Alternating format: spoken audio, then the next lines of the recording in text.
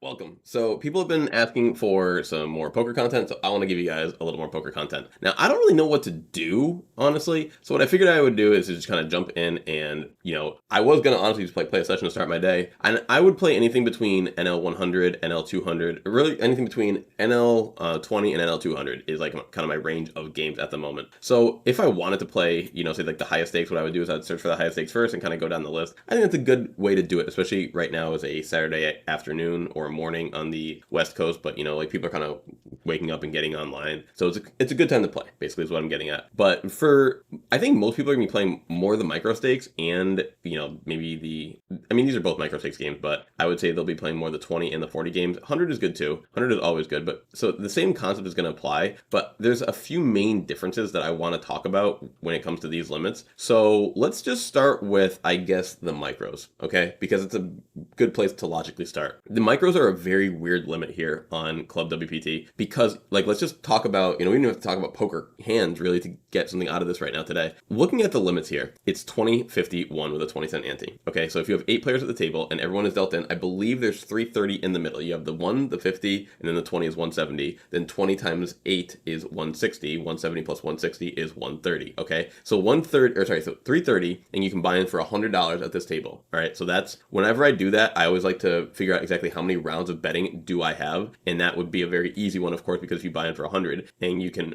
get 3.3 rounds, you should obviously know that you have about 30. You can do that about 30 times before you kind of go broke. So that's how deep you buy in for. You buy in for 30x the round of betting. It's not the big blind, it's not the ante, it's everything combined. So that's how I like to look at that. Now let's do the same thing for NL10. It's going to be pretty solid too, because in NL10 you actually can buy in for very deep. So let me just show you what it was before they even added the ante, because the ante has only been here for maybe 2-3 months at this point, and the site's been here for almost a year around the time of this recording. So before it was 15 cents in the middle, okay, and you could buy in for $20. So 20 divided by 0.15, it was a 133.33 times. So you could really, it was over 100 plus more that you got for playing this limit. Now that they add the ante in, so it's a 5, 10, and then 5 times 8 is 40 plus the 15 in the middle would be 55, is so much bigger. So you go 20 divided by the 0.55. How many times does that fit in? 36.36. Now we're basically at the same way that NL 100 is. And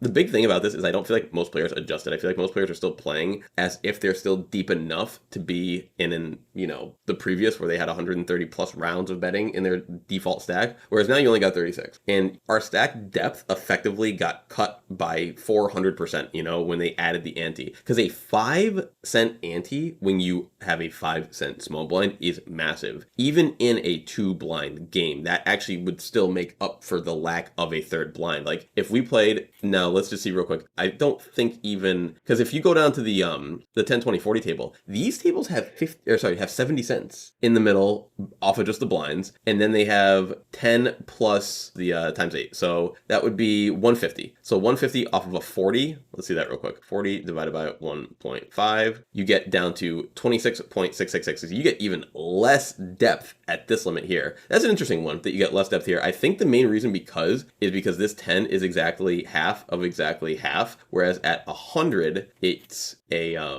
not exactly a half. 20 is not fully a half. They don't do 25, 50, 1. They do 20, 50, 1, which is odd, but either way. So you actually get a slightly deeper stack at 100 and a slightly more shallow stack at the 20. So it's just good to figure out exactly what am I able to consider myself in terms of deep and how much poker can I play. And that matters a lot when you have your suited connectors, when you have your pocket pairs, even when you have your big cards, because in situations like this, maybe you would want to make a slightly larger raise before the flop or a slightly larger 3-bet so that when you do get the post flop, you can kind of go bet all in a little bit easier and not be stuck with an awkward 3-street situation because you didn't size the hand properly before the flop. Another concept that we'll talk about later in a different video will be kind of how to size your stack to get all in by the river. You just got to do some simple reverse engineering. Be like, how much money do I want to bet on the very end? And if I want to make this bet on the river, how much do I need to get it to the turn, to the flop? And it's a pretty simple concept. We'll use a different hand as an example, but I feel like I've already kind of got the concept for this video. The concept for this video is going to be watch out for how deep you're actually playing, and sometimes things are going to change. Sometimes the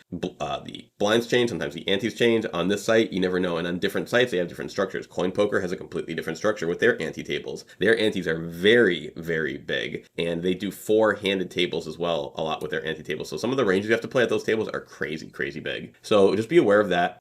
If you are going to say play PLO, for example, their 5 cent, 10 cent has a 2 cent ante, which once again is going to reduce the total pot size before the flop, but it's 6-handed, which will also reduce the total pot size. So you just have to be aware of different things. For me personally, and for this channel, this is going to remain 99.999% a no limit hold'em cash game channel. I don't play PLO really at all. Like I tested it out a few tables the first few days it came around. It's still not for me. I just am a no limit fan. Like the PL element of PLO is what I really don't like, honestly. And then tournaments, maybe someday we'll get more into those, but right now I'm just more into cash games. So that is my big tip for today. We're going to keep it quick and easy because I want to do this like one tip per video. So leave it at that. Like just be aware of what you're buying in for, how deep you really are, and keep in mind too, other stack sizes at the table. Sometimes when you're playing at a 5 cent, 10 cent table and you have a 10 stack there, realize that they may not value their 10 in the same way that you value their 15 rounds of betting, because from a money perspective, people just look at it from a dollar sign, but that's getting into a different concept. So we're going to leave it at this one. Watch how deep you are at these tables, and that is that. So we have a Discord actually that's been pretty cool, pretty poppin', and I'm going to leave the link in the pinned comment and in the description. So come join there. We are doing beginner style training and discussions all the time. That's what this channel is mostly focused on, is getting people into poker and kind of getting them on the right path. I play with so many people on a consistent basis who have clearly been playing for a long time, who clearly are very bad losing players, and if you want to do that, do it. It's up to you.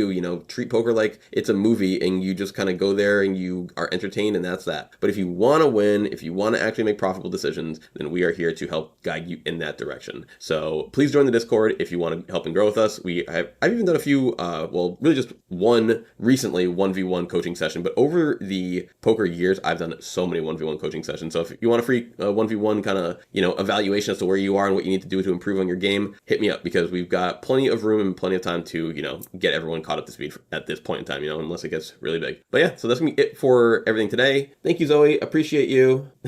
She's looking at the camera now. All right. Thank you all. Love you all. And we'll see you on the next one. Bye-bye.